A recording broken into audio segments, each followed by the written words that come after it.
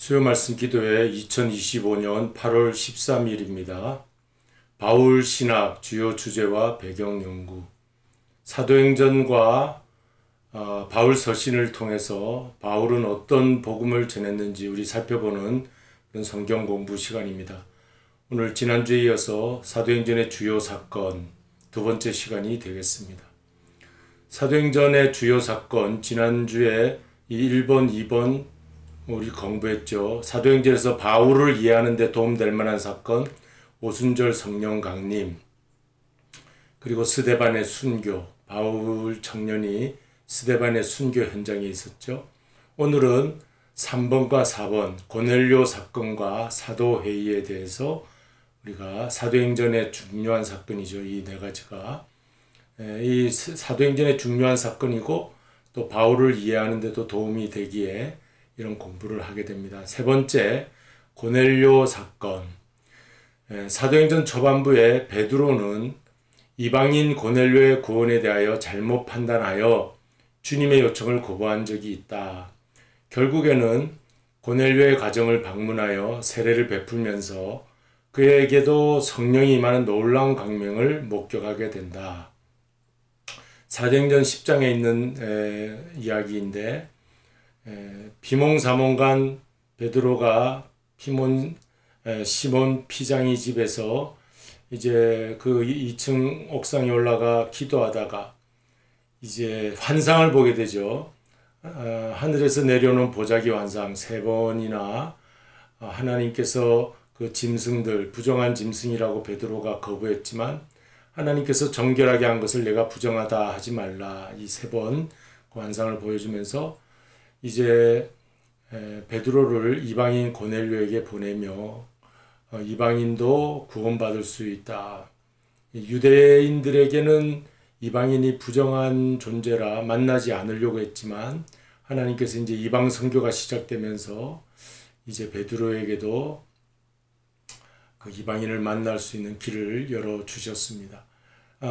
그 베드로는 유대인들의 전도자였고 바울은 이방인들의 전도자였습니다.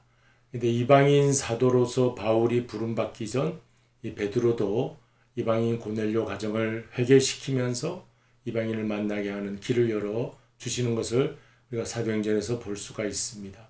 이렇게 하나님은 이제 구원의 경륜을 직접 이렇게 이루어 가시고 계십니다. 이러한 사건을 통해서 몇 가지 중요한 신학적 의미를 우리가 살펴볼 수 있는데, 첫째, 모든 음식은 깨끗하다는 선언이다. 유대교의 율법에 의해서 먹을 음식, 먹지 못할 음식이 구분되어 있지만 오늘날 복음의 시대에는 돼지고기라고 해도 어떤 음식이든지 다 감사함으로 받으면 버릴 것이 없다고 했습니다. 그리고 두 번째, 이방인에게도 성령이 임하고 구원받는 사실을 처음으로 실감한 사건이다. 고넬료의 사건이 이방인도 성령 받고 구원받는구나. 사도행전에서 우리가 실감하는 그런 사건이 되겠습니다. 세 번째는 사도들과 그리고 예루살렘 교회가 성령 충만을 받고 순교 신앙으로 무장했지만 그냥 여전히 이방인을 이제 부정하다 하면서 만나지 않으려고 하는 그런 모습을 가지고 있었습니다. 그러나 그들에게 복음을 전하는 것을 이제 꺼려하지 말라. 그리고 구원 섭리와 복음에 대한 깊은 통찰이 필요하다는 것을 이 사건, 이방인 고넬료가 회심하고 돌아오는 사건을 통하여 우리는 사도들, 예루살렘 교회가 좀 더 복음에 대해서 깊은 통찰을 가질 필요가 있다. 오늘날 이 시대도 마찬가지예요. 자꾸 율법으로 돌아가려는 그 신앙 행위, 어떤 공로, 그런 것을 강조하는 사람이 있다면 오직 우리는 믿음으로, 오직 은혜로 죄인이라 할지라도 하나님의 은혜로 모든 죄가 사함받고 하나님 앞에 나올 수 있다. 어떤 죄인도 하나님 앞에 나올 수 있다. 저런 죄인은 구원받지 못할 것 같다. 그건 내 생각이고 하나님은 은혜로 우리 모든 죄인들을 다 죄사함 받게 해주시고 구원받게 해주신다. 그런 복음이 사도행전에서 그렇게 시작되고 있습니다. 사도행전 1장 8절 말씀에 성령이 임하시면 땅끝까지 내 증인이 되리라 하는 주님의 말씀이 있죠. 이것이 그냥 시간 지난다고 해서 자연스럽게 성취되는 것이 아니라 모든 과정마다 심한 저항이 있었다. 박해가 있었다 하는 것을 우리가 기억해야 한다는 것입니다. 그 다음에 이제 네 번째 사도행전에서 다루고 있는 중요한 내용은 사도회의가 나타나는데, 사도회의는 사도총회라는 말도 하죠. 사도총회, 사도회의. 사도가 아포슬이죠. The Council of Apostles. 사도들의 총회라고 합니다. 이게 사도행전 몇 장에 기록됐냐면은 사도행전 15장에 기록되어 있어요. 그래서 여러분, 우리가 사도회의가 어디 최초의 기독교 회의입니다. 최초의 교회사에 있어서 2000년 교회사에 최초의 회의가 언제 열려졌냐? 사도들이 모여서 총회를 했는데 사도행전 15장이다. 이런 거는 우리가 알아둘 필요가 있어요. 이 정도는. 그래서 갈라디아 2장에서도 이 사도회의에 대한 내용이 다루어지고 있습니다. 그러니까 사도 바울을 우리가 공부하는 데 있어서 이러한 사도행전에서의 몇 가지 사건들이 사도 바울 이해하는데 영향을 끼쳤다. 이제 그런 공부를 지금 하고 있죠. 자, 그러면 사도회의의 개최 배경을 알아보죠. 왜 사도회의가 열렸을까? 교회사 처음, 초대교회에 처음 시작하는데 회의가 왜 필요했을까? 사도행전 15장을 보면 이방교회 느닷없이 할례를 받아야 한다는 그런 유대파들이 있었어요. 유대교파에서 온 사람들이 이방인들도 할례 받아야 된다, 이런 말을 했습니다. 그래야 구원받는다. 그런 가르침이 들어오게 되었대요. 교회의 심각한 혼란을 야기시킨 것이죠. 바울도 디모데를 데리고 다니다가 디도와 디모데, 이런 헬라인들이죠. 헬라 배경을 가진 디도, 이방인이죠.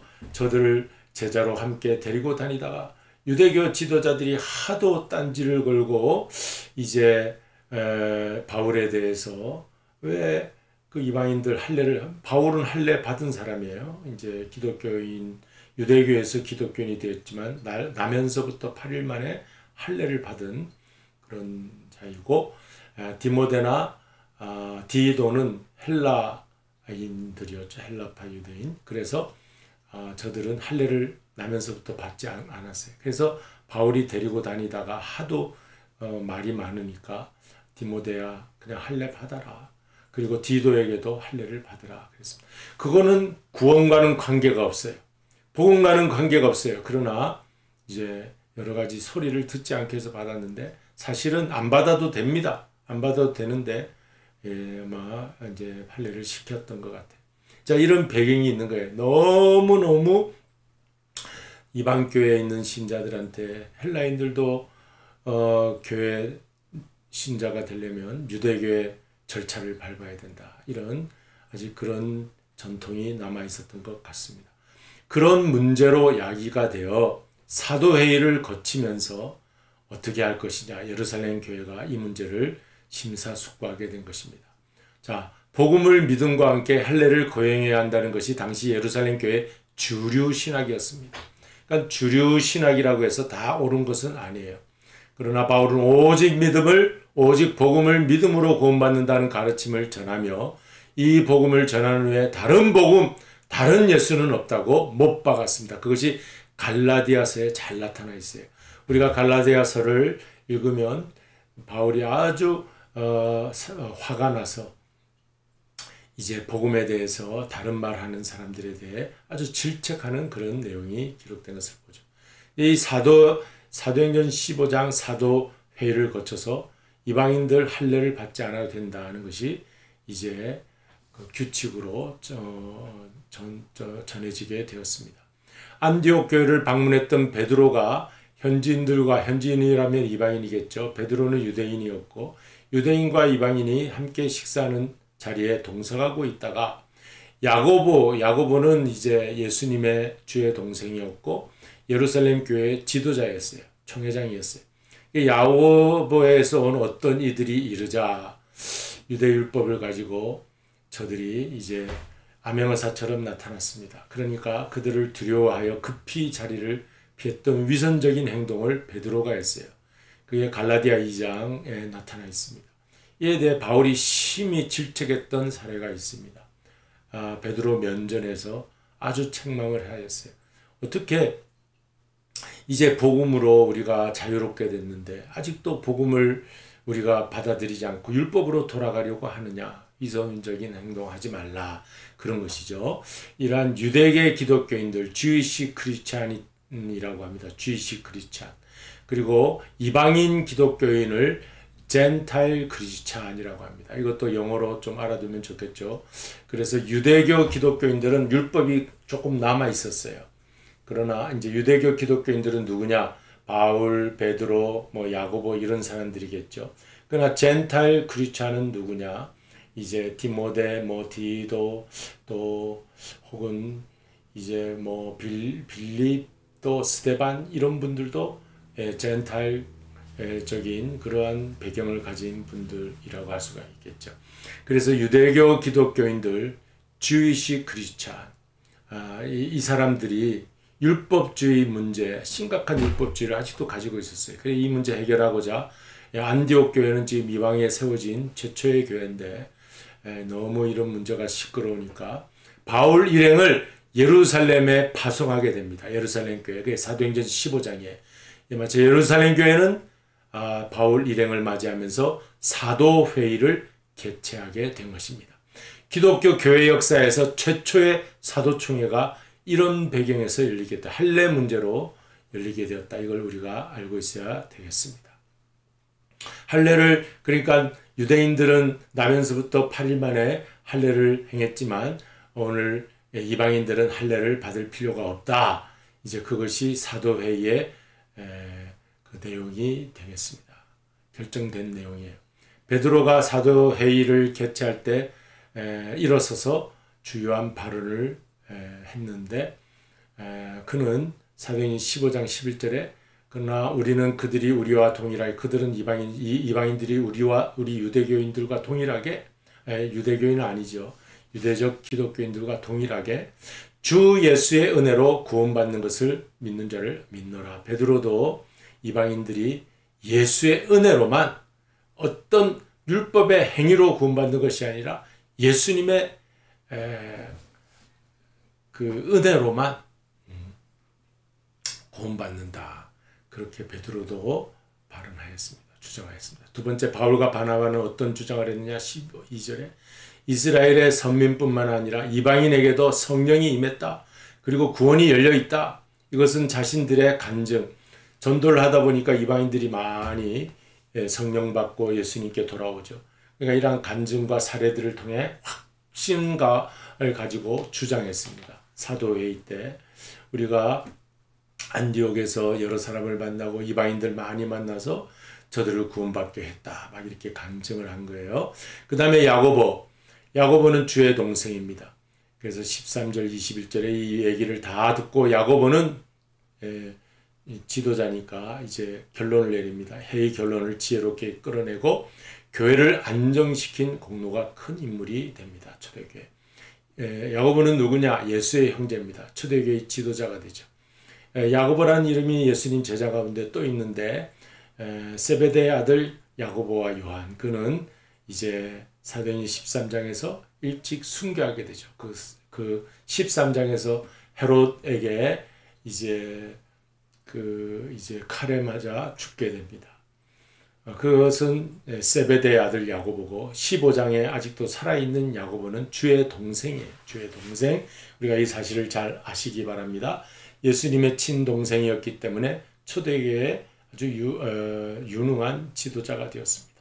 그래서 갈라디아서 2장 9절 보면 이제 야고보와 게바와 요한이라 베드로도 수제자로 예수님에게 아주 청해받는 게바 요한이 있었지만 그러나 이제 야고보가 먼저 수장으로서 먼저 이름이 나오는 것을 우리가 보게 됩니다. 그리고 공동서신이죠. 바울 서신 이후에 공동서신이 나오는데 거기에 야고보서가 나오고 베드로 전후서가 나오고 요한 1, 2, 3서 요한계시록이 나오는 것을 보게 될 때 이제 신약 성경에도 야고보서를 앞에 두는 것을 우리가 보게 됩니다. 이러한 야고보가 무슨 말을 했느냐? 할례 받지 않아도 된다. 이제 사도회의 주요 결정 사항을 보겠습니다. 베드로가 할례가 아니라 오직 주 예수의 은혜로 구원받는다고 주장했고, 바울과 바나는 율법이 아니라 오직 믿음으로 구원받는다 주장했고, 이것을 야고보가 다 종합하여 베드로와 바울, 바나바의 주장을 종합합니다. 야고보는 그래서 결론을 내려요. 적극 저들의 주장을 옹호하면서 할례 받지 않아도 되고, 율법이 아니라 오직 은혜로, 오직 믿음으로, 오직 복음을 믿음으로 구원받는다. 그래서 이방인 중에서도 하나님께 돌아오는 자에게 할례를 강요하지 말아라. 이 초대교회 예루살렘 교회 지도자가 한마디 딱 결론을 내렸으니까 이제 이 말을 따르지 않을 수가 없게 되는 거죠. 다만 네 가지 우상제물, 음행, 목매어 죽인 것, 핏째 고기 먹는 것, 이방인들이 하지 말 것을 당부하게 됩니다. 그걸 조건으로 남겼어요. 이방인들이 예수 믿고 새로운 이제 그 공동체 안에 들어오는 것을 받아들이되 할례를 받지 않았다. 그래서 못 받아들인다. 그러지 말고 할례 받지 않아도 받아들이고 율법 행위가 아니라 오직 믿음으로 구원받는다는 것을 강조하고, 저들이 우리와 함께 하나님께로 돌아와 들어오는데 단 네 가지 조건.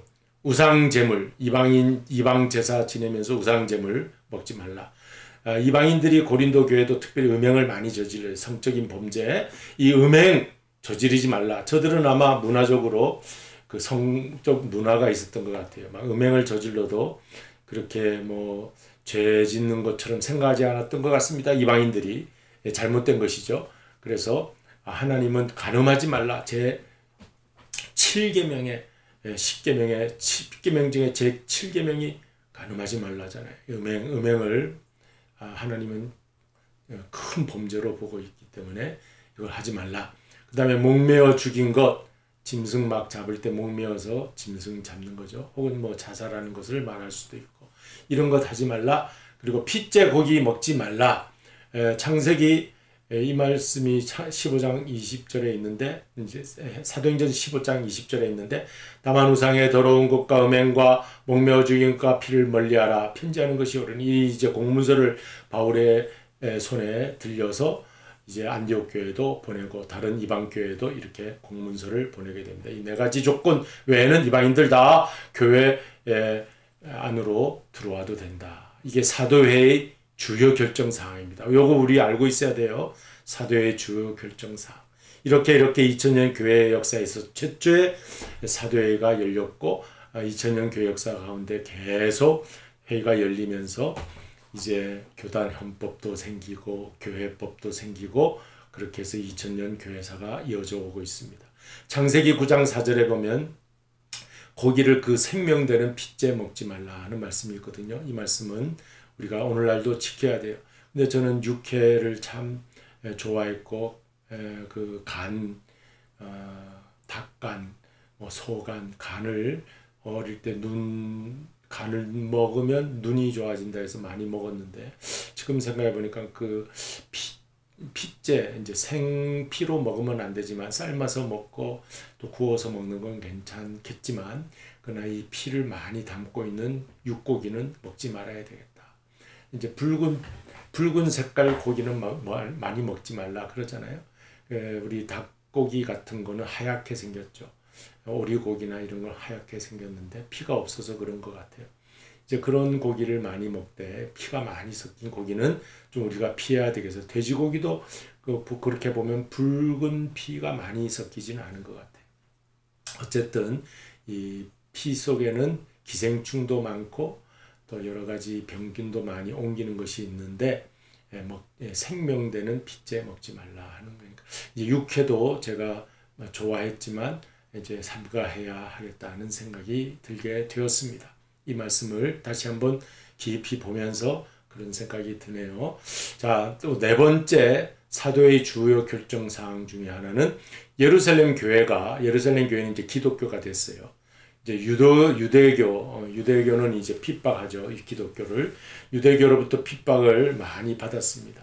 그렇게 견디는 동안 예루살렘 성전에서 곁다리로 옆에서 이렇게 유대교 성전 제사가 있을 때 피해서 조용히 있다가 이제 기독교 신자들이 예배도 드리고 뭐 그러기도 했어요. 솔로몬 행각 같은 데서 이렇게 드리기도 하고 그랬는데 어쨌든 핍박을 많이 받았어요. 눈총도 많이 받고 그래서 궁핍해졌습니다. 예루살렘 교회가 뭐 하루에 5,000명, 3,000명, 5,000명 이렇게 되면서 한 10만 명 교회가 되었다고 그래요. 예루살렘 교회가 10만 명 교회가 되었지만 이제 궁핍한 가운데 있었습니다. 그래서 해외에 흩어져 있는 사도 바울이 전도를 많이 했죠. 그리고 12 사도들이 흩어져서 순교 신앙으로 전도를 하러 많이 다녔습니다. 그래서 교회들이 세워졌어요. 도마도 인도까지 그렇게 전도하러 갔다고 하지 않습니까? 그러니까 이렇게 해외에 흩어져 있는 이방 교회로부터 구제헌금을 모아서 우리 예루살렘 교회를 모교회입니다. 모교회를 돕기로 구제하기로 결의하게 되는 이런 내용이 회의 가운데 있었다. 이 정도는 우리가 성경 공부를 통하여 알고 있어야 되겠어요. 그래야 오늘날 이 시대 신앙생활 할 때도 우리 교회가 무슨 회의가 있잖아요. 우리 사무총회 회의도 있고 직원의 회의도 있고 회의할 때 무슨 내용의 회의를 해야 되느냐. 구제연금을 어디 합시다. 성경음을 어디 합시다. 이런 회의하는 거 참 좋죠. 그리고 우리가 복음을 좀 더 선교합시다. 전도합시다. 이제 이런 얘기들 하는 것이 오늘 우리의 회의에 있어야 하겠습니다. 자, 이제 마치겠습니다. 예수님께서 말씀을 하셨습니다. 바깥에서 안으로 들어오는 것이 부정하고 더러운 것이 아니라 안에서 밖으로 나가는 것, 그것이 부정하다, 더럽다. 우리 안에 여러 가지 좋지 않은 생각과 마음에 쌓여 있었던 그런 생각들, 그런 여러 가지 좋지 않은 것들이 바깥에 나가서 우리를 더럽게 한다. 그런 말을 하셨어요. 그러니까 우리는 이제 바깥에 있는 음식을 뭘 먹느냐, 뭐 더러운 걸 먹는 거 아니냐, 그럴 것이 아니라 그 안으로 들어오는 것이 그렇게 나쁘고 더러운 것이 아니라 하나님이 깨끗하다, 괜찮다 하신 것을 우리가 자꾸 더럽다 할 게 아니라 우리 속에서 무엇이 나가느냐, 더러운 생각이 나가는 것, 더러운 말이 나가는 것, 그게 부정하다 생각을 해야 하겠습니다. 그래서 이 오늘 공부를 마치면서 우리는 좀 더 우리의 생각으로 이렇게 판단하거나 그런 것이 아니라 이제 율법적인 생각 가지는 우리의 모습이 아니라 복음적인 은혜로 모든 것을 이제 우리가 판단하고 성숙하고 성장하는 신앙이 되어야 되겠다. 그런 말씀을 교훈으로 오늘 받게 되었습니다. 복음성가 우리 함께 나누겠습니다.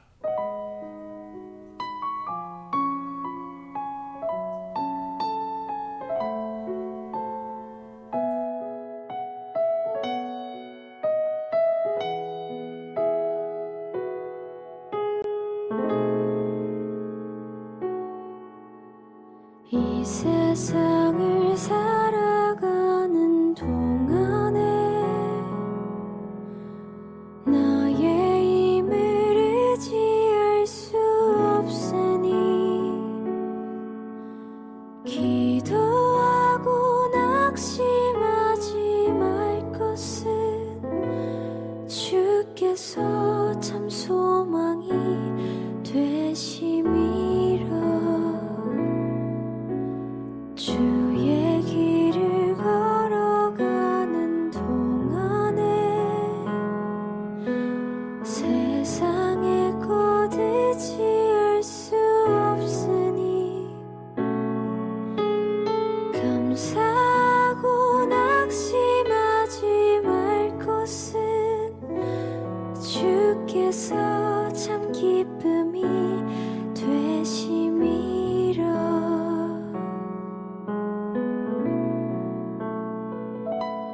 하나님의 꿈이 나의 비전이 되고 예수님의 성품이 나의 인격이 되고 성령님의 권능이 나의 능력이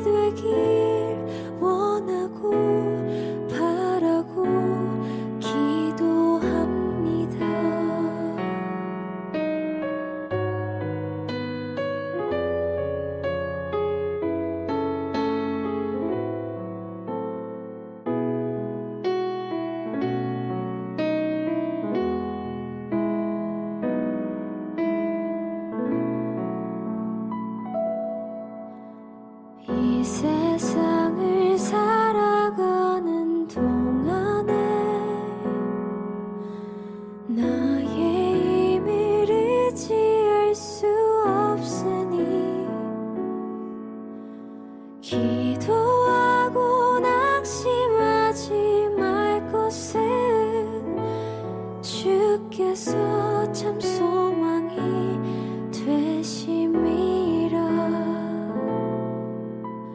주의 길을 걸어가는 동안에 세상의 거두지 알 수 없으니 감사하고 낙심하지 말 것은 주께서 참 기쁨이 되심이라. 하나님의 꿈이 나의 비전이 되고 예수님의 성품이 나의 인격이 되고 성령님의 권능이 나의 능력이 되길 원하고 바라고 기도합니다. 하나님의 꿈이 나의 비전이 되고 예수님의 성품이 나의 인격이 되고 성령님의 권능이 나의 능력이 되길 원하고 바라고 기도합니다.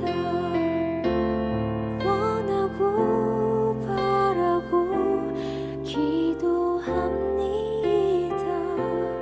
원하고 바라고 기도합니다.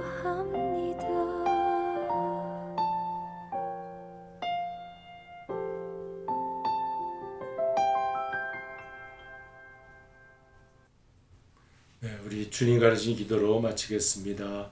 하늘에 계신 우리 아버지여, 이름이 거룩히 여김을 받으시오며 나라의 임하옵시며 뜻이 하늘에서 이룬 것 같이 땅에서도 이루어지이다. 오늘날 우리에게 일용할 양식을 주옵시고 우리가 우리에게 죄 지은 자를 사하여 준 것 같이 우리 죄를 사하여 주옵시고 우리를 시험에 들게 하지 마옵시며 다만 악에서 구하옵소서. 대개 나라와 권세와 영광이 아버지께 영원히 있사옵나이다. 아멘.